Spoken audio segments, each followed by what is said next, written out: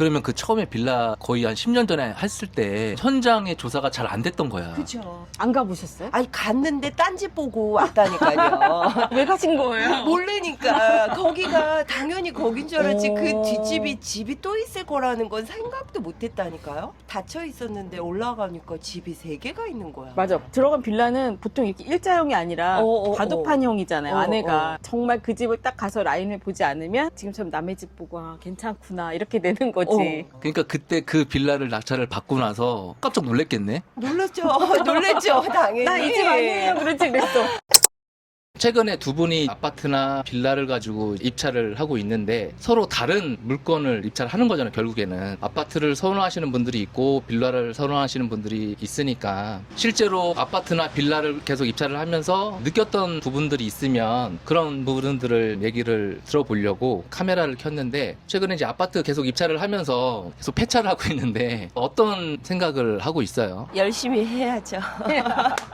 더 열심히 해야겠다. 지금 아파트 몇 번 입찰을 하셨었어요? 빌라 1번, 아파트 7번. 8번 하셨어요? 지금 아파트 7번 입찰을 하셨는데 다 지금 폐차를 하신 거죠? 네. 아파트를 그 정도 입찰을 했는데 계속 폐차를 하고 있는 이유를 한번 생각해 보셨어요? 어떤 것들은 실거주가 아니면 낙찰이 안 되겠다 이런 금액들도 있었고, 제가 그렇게 막 공격적으로 입찰가를 쓰진 않았던 것 같아요. 그러면 그렇게 공격적으로 입찰가를 쓰지 않았던 이유가 있는 거예요? 운이 좋으면 싸게도 받을 수 있지 않을까? 그러니까 전에는 법원에 계속 가야 되니까 그 하루가 되게 절실하잖아요. 근데 지금은 바토너로 하니까 10만 원이 아깝긴 하지만 여러 번 도전을 해봐서 정말 좋은 가격에 받을 수 있는 물건을 찾아보자 이런 생각이긴 해요. 그러니까 몇 번을 폐차하든 사실 나는 상관은 없고 일단은 무리하게 써서 높은 금액으로 낙찰 받을 필요는 없겠다, 그 생각으로 적정한 가격, 내가 이 정도는 벌어야지 생각하는 금액대 기준을 잡고 그 금액대로 계속 입찰을 하고 계시는구나. 네네. 제가 보고 있는 법원들 그날 낙찰가하고 실거래가들 체크해보고 매물 나와 있는 거 체크해보고 이 정도 했으면 얼마 정도 남았겠다 이런 것들 계속 공부하고는 있어요. 복귀하고.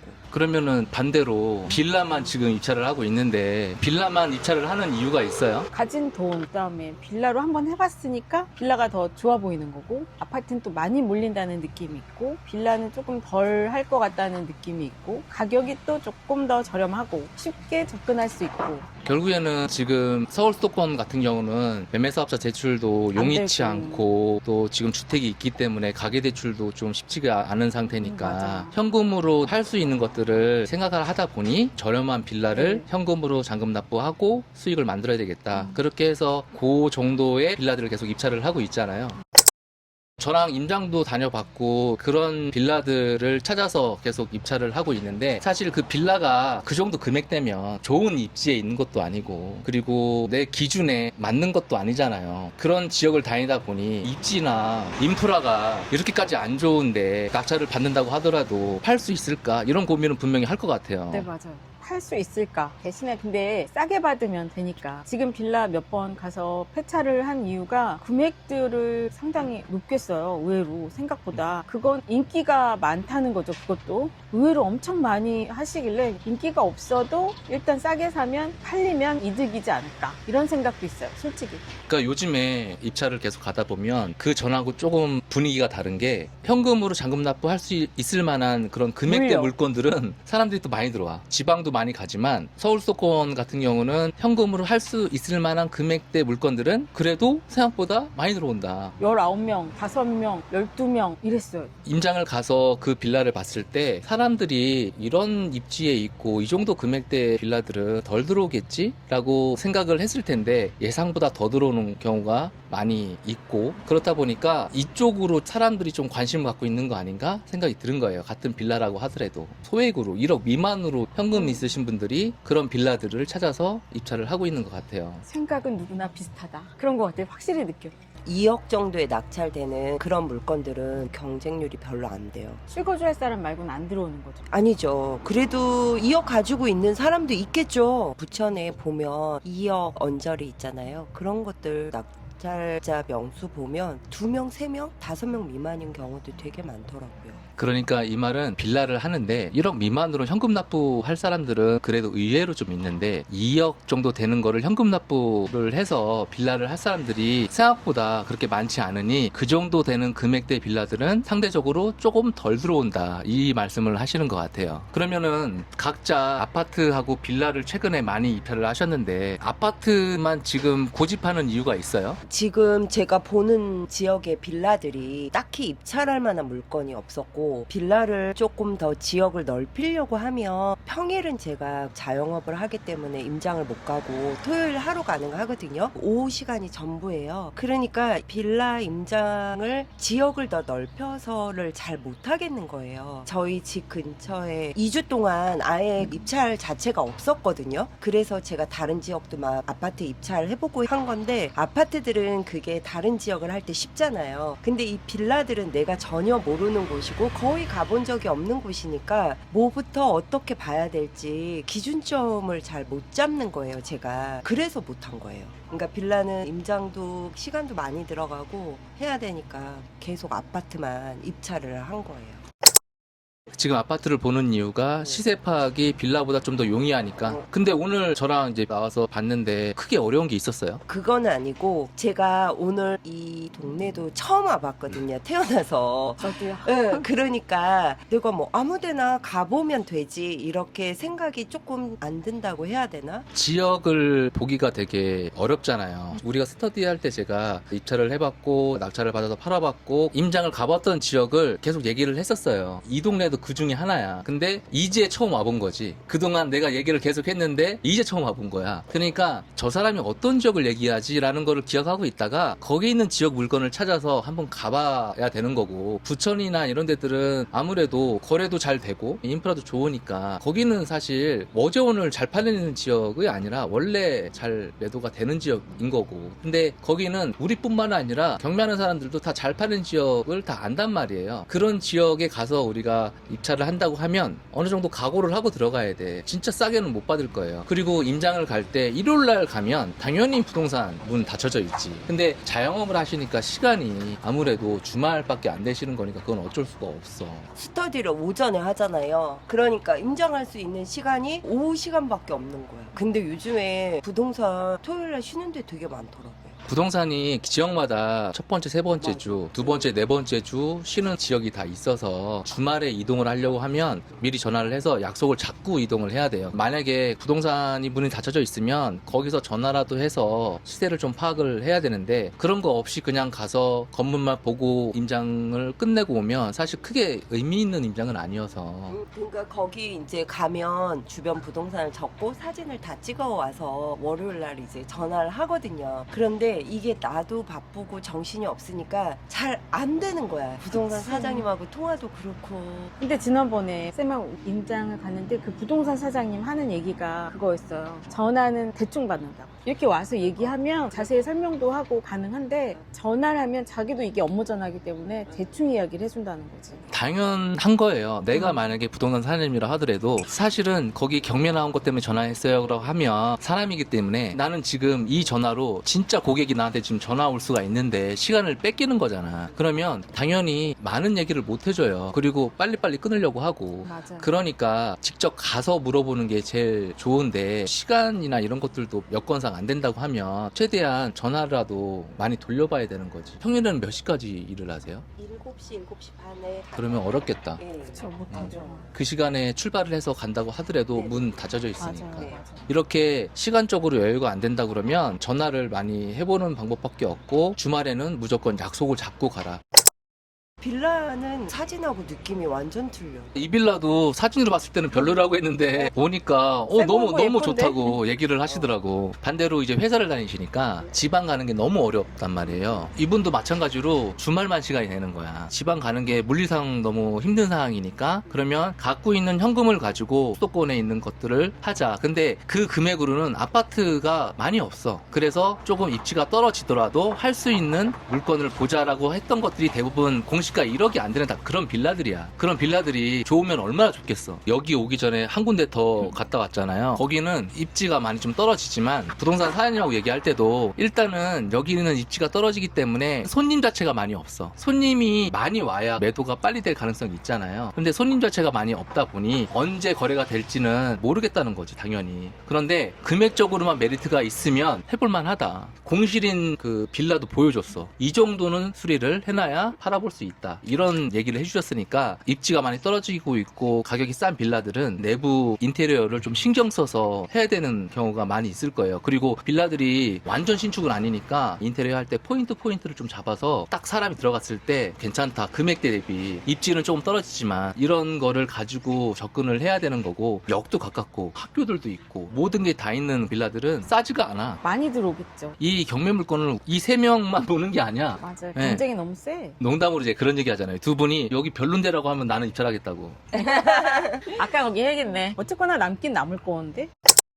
두 분이 거기 갔을 때하고 여기 왔을 때하고 다르단 말이에요. 얘기하는 게 여기가 훨씬 낫지. 당연하지. 여기 차 타고 오면서 벌써 거기하고 비교를 딱 하는데 여기 근처 바로 앞에 카페잖아요. 네. 거기는 카페가 어딨어. 거기는 막국수집.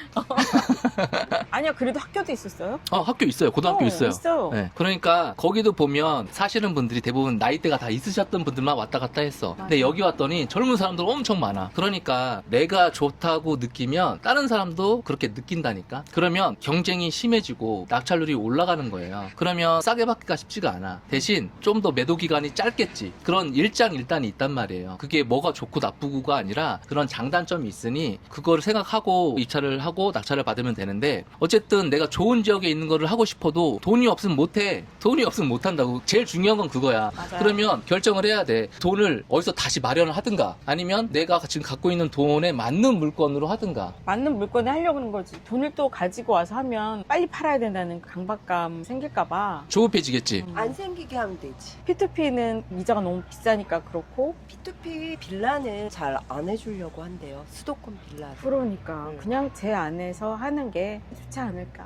어제 통화를 한 1시간 했어요. 입찰가를 굉장히 고민을 해요. 모든 사람들이 입찰가 고민하잖아요. 계속 얘기 드렸던 게 지금 입찰하려는 이 물건으로 나는 수익을 얼마나 냈으면 좋겠냐. 그거 먼저 생각을 해야 된다고. 왜냐면 그거 생각 없이 그냥 여기에는 최근에 낙찰받은 사람들이 85%대, 90%대 이렇게 썼어. 그러면 그 정도 선에서 써야 되나? 이 정도 선에서 쓰면 높게 쓰는 거 아니야? 이 고민을 하는데 그렇게 생각하면 한두 끝도 없어. 한두 끝도 없다고요. 이 아파트든 빌라든 얘로 하나 낙찰을 받아서 매도를 했을 때 모든 금액을 다 빼고 얼마가 남았으면 좋겠다라는 게 내 기준이 딱 있으면 물건마다 다 달라야 돼요. 무조건 아파트 할 때마다 얼마씩 남겨야지 이게 아니라 이 물건은 얼마를 남겨야 되겠다. 왜냐면 사람들이 좋아할 만하니까. 그리고 이 물건은 단점이 있는 아파트니까 좀 더 남겨도 되겠다라는 기준이 각 물건마다 있어야지 거기에 맞게 내가 입찰가를 쓸 수가 있는데. 어쨌거나 내가 얼마를 먹어야겠다 계산한 다음에 입찰가를 정해야 된다는 거잖아요. 그렇죠. 엑셀 그거 좋던데요. 저 사실 안 그래도 선생님 그때 주셨잖아요. 자료랑 네. 저희 1대1 수업할 때 주셔가지고 분명히 그때 다 다운로드를 받았는데 안 열리는 거야. 아니 그럼 얘기를 했어야죠 저한테. 아무 때나 줄 텐데. 근데 엑셀 그거 좋더라고요. 저는 진짜 내가 딱 2천만 남겨야겠다 그러면 일단 계산해놓고 그 안에서 쓰는 거지. 그래야 휘둘리지 않고 고민을 덜 하는 거죠. 저 같은 경우는 그래요. 그게 너무 좋아요. 그 엑셀 파일로 정리를 하면 내가 어느 정도 금액대를 쓰면 얼마나 남는구나 이게 나오니까, 그러면 이 정도 금액대를 써야 되겠구나, 그거를 어렵지 않게 확인할 수 있으니까 그걸 잘 이용을 했으면 좋겠어요. 지금 두 분 다 자영업 하시고 회사를 다니면서 경매를 하시니까 사실 힘드신 일들이 있을 거예요. 저도 예전에는 회사 다니면서 했으니까 본업을 하면서 경매를 한다는 것 자체가 어떻게 보면 부업일 수도 있고 투잡을 뛰는 거잖아요. 힘든 건 당연한데 그 시간을 내가 어떻게 잘 만들어서 하느냐의 싸움인 거니까 지금 최대한 주말이든 평일이든 시간 내서 물건도 찾고 임장도 다니고 하시는 거잖아요. 너무너무 잘하고 계신데 중요한 거는 중간에 이렇게 하다가 힘든 힘들어서 쉬지만 않으면 돼. 어떤 일이든 평생이라는 게 없잖아요. 회사도 마찬가지고 지금 자영업도 평생 하실 거 아니니까. 근데 이 경매라는 거는 나이 들어도 걸어다니는 힘만 있어도 할 수 있어. 그리고 사무실도 필요 없잖아. 직원도 필요 없어. 권리 분석할 줄 알고 시세 파악할 줄 알고 팔아도 보고 경험을 해봐서 내가 혼자 충분히 할 수 있다고 한다면 60, 70 되더라도 충분히 혼자 할 수 있다니까. 그런데 본업이 없는 상태에서 하면은 되게 힘들 거예요. 고정적으로 나오는 수익이 있어야 이 경매든 다른 재테크든 할 수 있지, 당장 이자 낼 돈도 없으면 굉장히 힘들단 말이에요. 그리고 대출 받을 때도 내가 소득이 있어야 대출이 잘 나와. 맞아. 급하게 할 필요는 없지만 앞으로 1년 뒤, 3년 뒤, 5년 뒤에 이거를 가지고 계속 돈을 벌겠다라는 생각으로 조급해하지 않고 하셨으면 좋겠어요. 입찰할 때마다 막 낙찰 받는 게 아니잖아요. 최근에 한 8번 입찰을 했잖아요. 네. 그 정도 했으면 포기할 만도래. 근데 대리입찰 쓰니까 너무 편한 거예요. 그러니까 좀 내가 공격적으로 못 쓰나 이 생각도 사실은 들어요.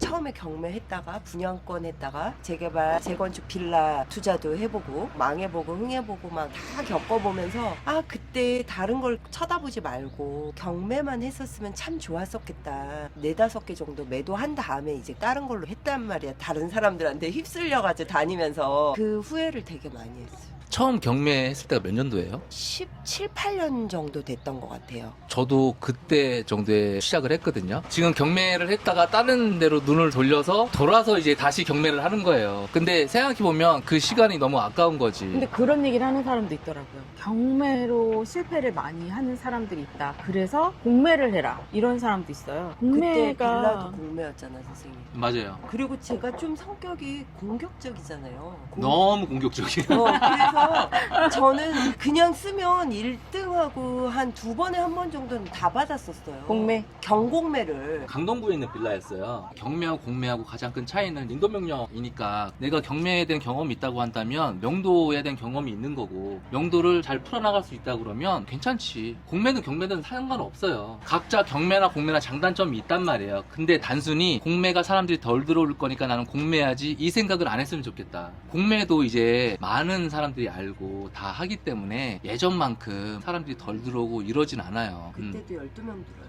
막말로 내가 양식 칼을 쓰나 중식 칼을 쓰나 요리만 잘하면 되는 거고, 어떤 칼을 써도 상관은 없어. 요리를 할 때 칼을 뭐 쓰느냐가 중요한 게 아니라 어떤 재료를 쓰고 누가 음식을 하고 맛있게 하는지, 그게 중요한 거지. 칼은 상관이 없다고. 요리 잘하는 사람은 가위로도 요리 잘해. 그러니까 공매를 하면 많은 사람들이 덜 들어오니까 내가 싸게 봐줬다 이 생각만 안 하고 나는 하면 괜찮을 것 같아요. 경매는 법원에서 명도를 해준단 말이에요. 근데 공매는 자기가 해야 돼. 경매는 정 안 되면 법원에서 강제 집행을 해. 공매는 그 사람하고 얘기가 안 되면 명도 소송을 들어가야 된다고요. 그러면 판결을 받아야 되고, 그 판결문을 가지고 인도명령을 해야 되고, 그 다음에 인도명령이 떨어지면 개고 나가야 되고, 강제 집행 날짜 잡아야 되고, 그 시간이 꽤 걸린단 말이에요. 몇 개월 걸리죠. 그거를 알고 하면 괜찮아. 경매를 할 줄 알면 공매도 할 줄 아는 거고, 공매를 하면 경매도 할 줄 아는 거니까. 공매를 하던 사람은 경매도 쉬울걸? 명도할 때? 그 절차를 하나도 안 걸쳐도 되니까. 예전에 빌라를 낙찰받고 팔 때 고생을 좀 많이 하셨잖아요. 네. 그래서 빌라를 제가 얘기를 하거나 하면 예전에 그런 트라우마라고 해야 되나? 그런 것 때문에 빌라를 볼 때 겁이 조금 많아. 그쵸? 아니 처음에 모르고 어디서 배웠는지도 모르겠어요. 저는 그냥 가서 받은 거예요. 근데 빌라가 저는 이제 아파트처럼 마풍형으로 돼 있는 줄 알았지, 안에 들어가서 가구가 3가구 4가구가 있는지를 몰랐어. 잘 빌라에 살아보지도 않았고. 근데 이 집인 줄 알고 앞에서 보면 해 잘 들어왔네 이랬는데 받아가지고 갔더니 북향인 거예요. 거기다가 그 뒤로 들어가는 길이 없어서 이삿짐을 옮기려고 그러면은 계단으로밖에 안 되는 거예요. 그러니까 아파트는 베이라는 게 있지만 빌라는 베이가 없잖아요. 그러면 그 처음에 빌라 거의 한 10년 전에 했을 때 현장의 조사가 잘 안 됐던 거야. 그죠. 안 가보셨어요? 아니 갔는데 딴 집 보고 왔다니까요. 왜 가신 거예요? 모르니까 거기가 당연히 거긴 줄 알았지. 오. 그 뒷집이 집이 또 있을 거라는 건 생각도 못했다니까요. 닫혀 있었는데 올라가니까 집이 3개가 있는 거야. 맞아. 들어간 빌라는 보통 이렇게 일자형이 아니라 바둑판형이잖아요. 안에가. 정말 그 집을 딱 가서 라인을 보지 않으면 지금처럼 남의 집 보고 아, 괜찮구나 이렇게 되는 거지. 그러니까 그때 그 빌라를 낙찰을 받고 나서 깜짝 놀랬겠네. 놀랐죠. 놀랬죠. 당연히. 나 이 집 아니에요. 그렇지 그랬어. 문 열었는데 어머, 막 어머. 곰팡이 현관부터 어머 어머. 말도 하기 싫어. 거기에 불법 건축물이라고 써있는데 그것도 몰랐어요. 자세히 안 봐가지고. 아. 건축물 대장도 안 봤구나. 네, 건축물 대장 뭐 그런 것도 안 보고 뭘 보고 받았는지도 모르겠어. 건축물 대장 봐야 되는지도 몰랐고 세대 근데- 연락 해야 되는지도 몰랐고. 근데 나오니까 막 명함 주잖아요. 대출 나오죠? 이랬어. 그랬더니 불법 건축물만 아니면 나와요. 그래. 근데 불법 건축. 어, 그럼 대출 불법 못 받으셨어요? 아니요. 근데 그게 또 불법 건축물인데 양성화를 했더라고요. 아, 결론은 대출을 받았다? 예, 받았어요. 예전에 유한 건축물 있어도 대출 나왔어요. 저도 빌라 같은 거 유한 건축물이 있어도 대출 다 나왔고 다 팔렸어. 빌라 같은 경우는 유한 건축물이 많은 게 베란다 쪽에 이렇게 그쵸. 맞아. 그거를 공간 설치하는 거죠. 넓혀가지고 네. 이렇게. 그거를 매년 과태료를 내면서도 그냥 쓰시는 분들이 있어요. 있죠. 그 공간이 꽤 괜찮거든. 맞아요. 그런데 지금은 안 돼. 그러니까 지금 아예 유한 건축물이 있는 애는 안 하는 게 좋은 게 지금은 대출이 제일 커. 그러면 내가 저거를 만약에 대출이 안 나왔어. 현금으로 다 해갖고 자금 처리를 했어. 그 다음에 철거한 다음에 유한 건축물 없애놓고 팔아야지. 유한 건축물이 있으면 전세 대출도 안 들어와. 그러면 그때 빌라를 낙찰받아서 어쨌든 팔 때까지 힘든 과정이 있었고 그 다음에 또 빌라를 했었어요. 그 다음에는 안 했어요. 빌라에 대여서 아니요. 그런 건 아니고 왜 안 하셨어요? 그때는 2017, 8년도에는 그렇게 확 뜨거워질 때가 아니어서 아파트 들어가도 3억대 아파트에서 세전 5천 이상씩은 남길 수 있게끔 낙찰을 받을 수 있었어요. 그때는 아파트 할만만 했어. 별내 같은데. 그때 못한 게 진짜 한이다. 항상 그러잖아요. 네. 진작 할 걸. 서울 외곽에 신도시 그런 것들은 손 안 봐도 되고 받아서 청소만 해가지고 팔면 되고 편한데 힘든 빌라를 할 필요가 없겠다라고 생각해서 받아서 팔고 또 받아서 팔고 뭐 이런 아파트가 쉬웠으니까. 아파트가 쉬웠다니까 입찰자가 없었어요. 빌라만 하라는 게 아니라 아파트를 할 시기가 있어. 빌라를 볼 이유가 하나도 없어. 왜? 아파트도 많이 떨어지고 있는데. 왜 우리 집에 전화 안 했어요? 그때 저를 알고 있었어요? 아, 안타깝다 진짜. 일산 같은 경우도 많이 떨어져서 부동산에 가서 말 한마디 2, 3천이 그냥 깎였어. 계속 떨어지는 지역은 사람들이 겁나서 또 못 사. 제가 그때 일산에 그래서 아파트를 낙찰을 받을 때 70%대 막 받았단 말이에요. 그런데 생각해봐요. 지금 아파트를 70%대로 받을 수 있어? 아무리 입지가 좀 떨어지더라도 지방 아파트들도 다 80% 넘게 된단 말이야. 그런데 그때는 70%대 낙찰을 받고 그게 3억인가 받았는데 다음 연도에 이제 일산도 엄청 올라갔어. 21년도 엄청 걔가 올랐죠. 6억까지 갔단 말이야. 얼마에 받았다고요? 3억. 나는 그때 단타 쳤지. 단타 치고 나는 그래도 먹을 만큼 먹었어. 팔고 나서 다음 연도에 한번 봤어. 궁금하니까. 봤는데 2배가 오른 거야. 그니까 주식도 경매도 내가 판 건 다시 보지 말아야 돼. 내가 이거 팔 때도 일산 분위기가 안 좋아서 좀 깎아줬거든 또. 근데 그분들이 그거를 샀잖아요. 그리고 나서 일산의 분위기가 막 좋아져서 전국의 아파트가 다 올라가니까 궁금하잖아. 얼마나 올랐을까? 봤는데 6억이 넘어간 거야. 그래놓고 지금 또 많이 떨어졌지. 그 시점에서는 난 먹을 만큼 먹고 나왔어. 난 만족해. 손해본 게 아니잖아. 그리고 그걸 산 사람도 벌어야지. 그냥 그렇게 생각하자. 맞아, 그래야 맞아. 내가 잠을 잘 수가 있다니까. 맞아. 응? 부동산이든 경매든 이런 거 하다 보면 이런 경우가 많아. 그렇겠죠. 경매를 거의 한 10년 가까이 꿈이네. 했으니까. 아니 그러고서 제가 선생님한테 다시 공부한 게요. 2018년인가까지 하다가 작년 선생님 만나기 전까지 한 번도 안 한 거예요. 그러니까 이게 꾸준히 계속 하였으면 정말 많은 경험하고 돈을 많이 벌었을 거야. 그러니까 이게 나는 너무 안타까운 거야. 진짜 일찍한 사람들이 많아 주변에도. 근데 일찍 했다고 돈을 많이 번 게 아니라 꾸준히 하는 게 중요해. 꾸준히. 1년에 내가 하나만 하더라도 꾸준히 해야 돼. 1년에 하나를 했을 때는 얼마나 많은 입찰도 하고 임장도 가보면서 아 지금 분위기가 이렇구나라는 거를 내가 알 텐데 만약에 몇 개월만 쉬어도 잘 분위기 몰라. 맞아. 그렇지 않아요? 물건을 내가 몇 개월만 안 봐도 요즘에 낙찰가가 어떻게 되지? 사람이 몇 명이 들어오지? 몰라. 그리고 요즘에 대출이 어때? 이런 것도 몰라. 그 안에 발을 담그고는 있어야 돼. 뭐 작게 뭘 하더라도 담그고는 있어야 되는 게 맞는 것 같아요. 경매를 지금까지 하면서 아 이거 망했다 싶었던 게 아까 그 빌라였네. 그래도 손해 안 봤어요. 아 그래요? 진짜요?